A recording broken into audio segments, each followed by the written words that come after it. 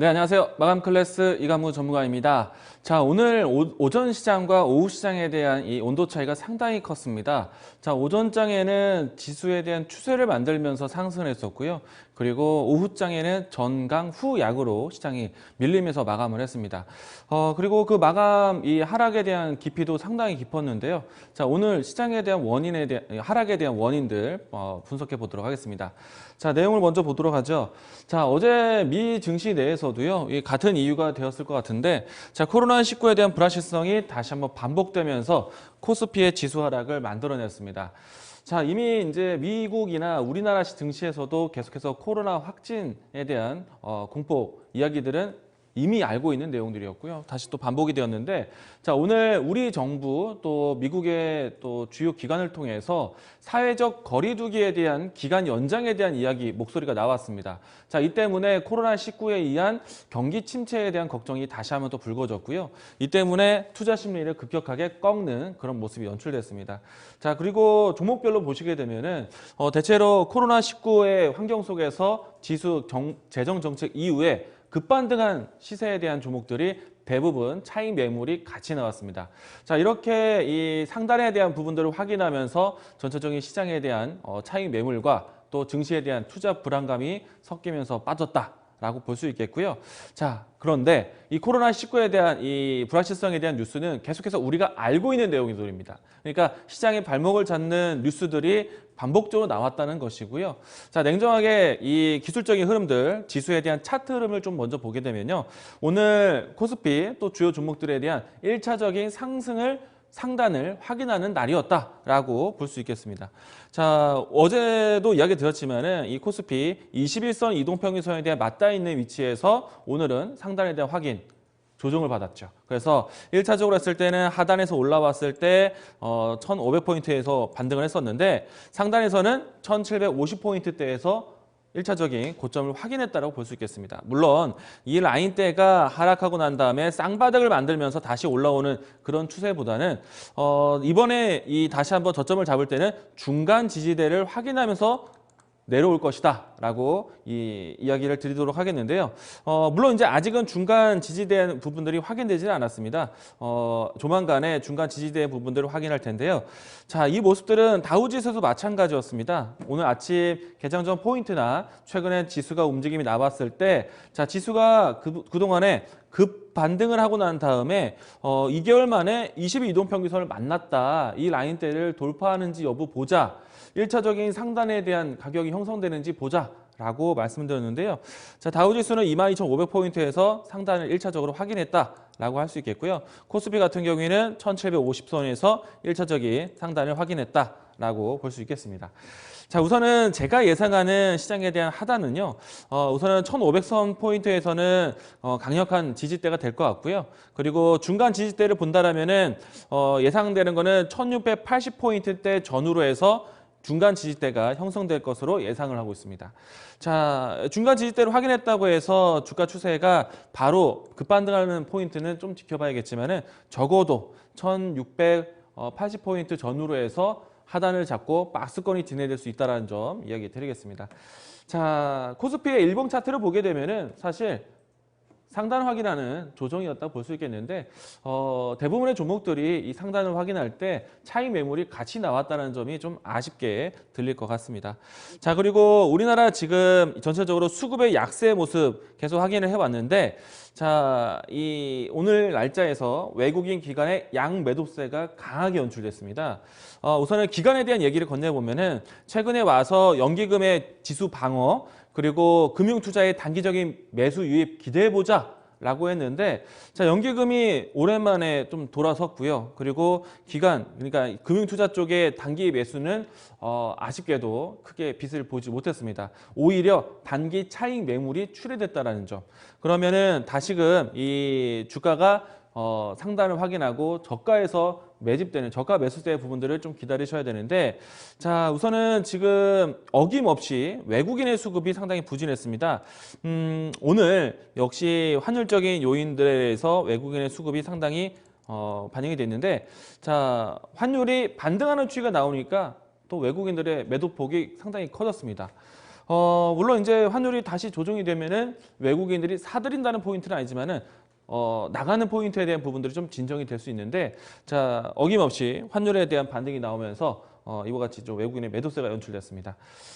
일단 뒷부분에 한 번 더 이 원달러 환율에 대한 부분들 이야기를 하겠지만은, 오늘 원달러 환율이 오르게 된 이유는요, 시장에 대한 불안감, 사회적 거리 두기에 대한 연장, 이런 내용들이 나오면서 시장에 대한 위험 자산이 아닌 안전 자산으로 올라갔기 때문에 오늘 시장의 환율 변동이 나왔다라고 할 수 있겠습니다.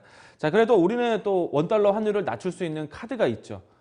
한미 통화 스와프에 대한 부분들, 달러 공급에 대한 이야기들이 나올 수 있기 때문에 점진적으로 좀 긴 시각으로 봤을 때는 환율에 대한 조정세는 앞으로도 계속 방향성은 하방으로 내려오는 것을 기대해 본다라고 이야기를 드리겠습니다.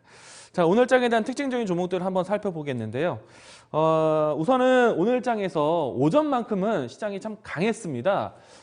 장중에 이 지수의 흐름들이 저점을 높이면서 계속해서 오름세를 하단을 좀 지지해줬었는데, 자, 그때 당시에 오늘 많은 종목들이 섹터별로 해서 움직임이 강했어요. 그중에서 IT 종목들이 정말 강했었고요. 그리고 또 5G 정부 지원 정책에 대한 뉴스가 나오면서 또 강했습니다. 물론 이제 대부분의 종목들이 상승폭을 반납하면서 마감했는데, 일단 5G 관련된 종목들은 마감 때까지도 플러스를 유지하면서 마감을 했습니다. 자, 우선은 정부에서요, 5G 투자에 대한 규모를 2조 원대로 확대하면서 이 5G 투자에 대한 지속에 대한 뉴스가 긍정적으로 받아들여졌고요. 자, 그렇게 되면서 국내 내수의 5G 투자 기업들, 대표적으로 KMW, 오이솔루션 비롯해서 국내 이 스몰셀이라든지 아니면 인빌딩 관련된 5G 관련된 종목들이 상당히 강했습니다. 저는 근데 이 5G에 대한 투자는 해외 시장에 대한 진출 가능성이 큰 기업들을 지금 이제 새로운 관점 이야기 드리는데, 에이스테크라든지 RFHI라든지 뭐 서진시스템이라든지 이와 같은 종목들을 좀 담아 가시는 것도 하나의 전략이라는 거 이야기 드리겠습니다. 우선은 5G는 단기적인 흐름이 아니라 중장기적인 흐름으로 해서 다시 한번 챙겨보셔야 되겠고요. 챙겨보셔야 되겠고, 그 포인트는 국내가 아니라 국외로 보셔야 된다는 것 이야기 드리겠습니다. 자, 그리고 오늘 장중에 이 전기차 보조금에 대한 뉴스가 나왔는데요. 자, 중국에서 전기차 보조금에 대한 지급을 2년 연장하기로 했습니다. 이 내용들이 한국의 배터리 기업의 수혜가 될 것이다라는 해석인데요. 자, 중국은 일찍이 이 자동차 보조금으로 해서 전기차 시장에 대한 배급을 굉장히 많이 했습니다. 자, 그런데 이 전기차 보급으로 인해서 시장에 대한 전기차 산업에 대한 관심을 가졌지만은, 우리나라 기업들은 우리나라 배터리를 탑재했던 중국의 전기차 차량들이 보조금 지급을 받지 못했었어요.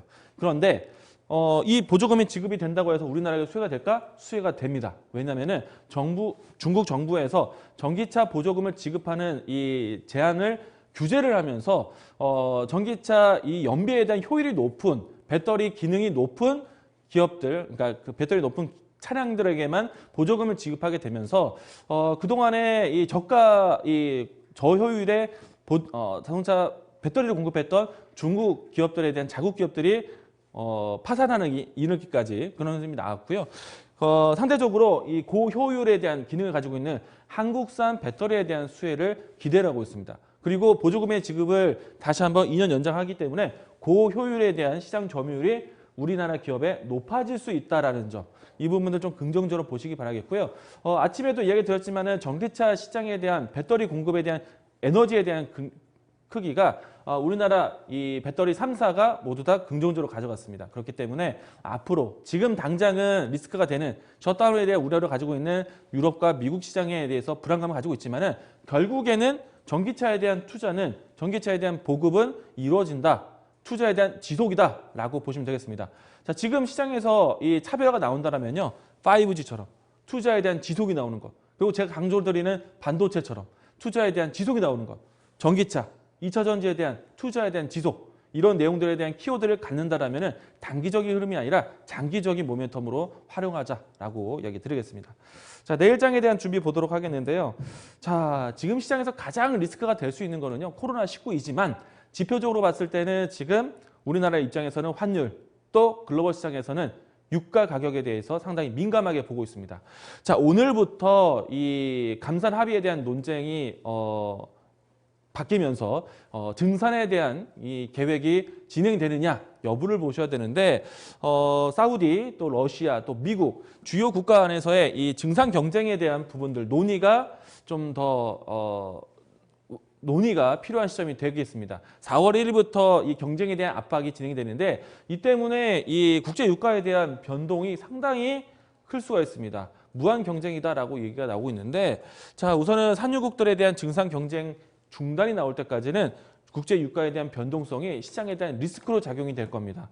코로나19 때문에 침체된 이 글로벌 경기에 산유국들에 대한 유가 안정이 필요하다는 것을 계속 피력하고 있지만 사우디와 러시아 또 미국이 만나서 이 부분들을 해소시켜야지만 이 내용들의 변동성이 잡혀질 것 같습니다. 그러면은 이 변동성이 잡히기 이전까지는 달러와 엔화 혹은 채권 이것이 안전자산 선호에 대한 부분들이 높아질 수 있을 것 같고요. 그러면 우리나라와 같은 신흥국 입장에서 원달러 환율에 대한 리스크를 가지고 있는 우리나라 같은 경우에는 외국인 자금의 이탈이 계속해서 나타날 수 있다는 것. 그러니까 1차적인 차익실현 매물이 오늘 나왔지만은 투자에 대한 이 수급에 대한 불확실성이 여전히 있다는 거 참고하시기 바라겠습니다. 자, 일단 모멘텀을 찾아가셔야 됩니다. 일단 모멘텀에서 앞에서 반도체, 전기차, 5G 이야기 들었는데 자, 반도체 쪽에서 소재, 부품, 장비, 특별법이 오늘부터 시행되기 때문에 관련된 기업들에 대한 모멘텀을 예상한다라면은 시장에 대한 조정을 오히려 매수의 기회로 잡아볼 수 있다는 것. 장기적으로 승부할 수 있는 종목들을 잡아가셔야 됩니다. 자, 그리고 또 한 가지 오늘 시장에서 악재처럼 이 시장의 하락을 크게 만들었는데 SK 하이닉스가 마이너스 5%대로 하락을 했죠. 자, 이유는 파운드리 산업에 대한 인수를 5천억대를 들이면서 이 부분들이 이 회사가 자금을 쓴다라는 관점으로 시장이 하락을 했습니다. 그런데 따지고 보면 지금 투자에 대한 지속이 나오고 있는 분야가 반도체인데 SK 하이닉스의 파운드리 사업의 인수는 앞으로 시장을 점유율을 높이기 위한 사업입니다. 그래서 시너지 기대합니다. 오히려 SK 하이닉스에 대한 조정 하락을 기회로 매수의 기회로 잡아보자라고 이야기를 정리해드리도록 하겠습니다.